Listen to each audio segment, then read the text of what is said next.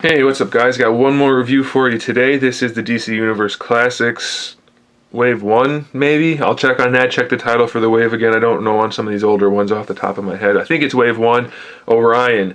Again, this is a character related to Apocalypse and Darkseid, and so I had to have it. Not to mention, it is just a phenomenal character in the first place. It looks like he's all one piece, but this is an accessory technically, so let's take that off in order to do the review. We'll talk about that on its own in a minute. Relatively standard figure otherwise, but we'll talk about it. Stands at standard DC Universe height, of course. It's the standard buck, which is the body, so just over ½ inches tall. He's got a great sculpt on the head there. The helmet is really nicely done. I know they had a variant where the helmet wasn't on. I don't know why you'd want that. Personally, this looks great. You should get this version, I think. Great metallic there. The paintwork's really nice on the little star thingy. And the face looks good, so really no complaints. I like it. I like it a lot. He's got the a little metallic blue collar there. Standard red body, some heavy shading here and there, so not too bad.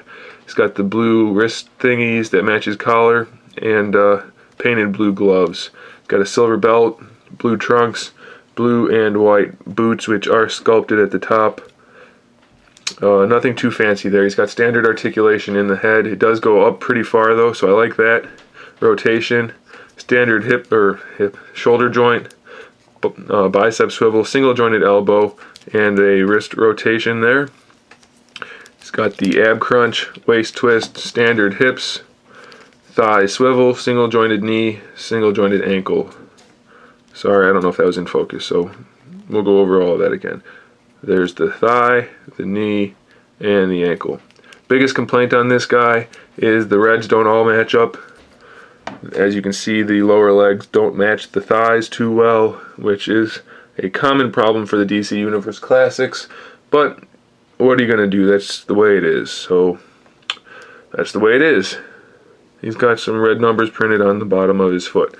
He also comes with his, now I don't know what you guys call it, but the official name is a flying doohickey, and that's what he comes with. It snaps on to him fairly well, and it looks pretty good once it's on. It goes over the shoulders and around the waist, onto the feet. It's got little toe holds there, and then something that goes over the heel. This one doesn't go quite right, but it's supposed to, and this one snaps on just about perfectly, so that's cool. And then this snaps on to his wrists. Get him standing straight up.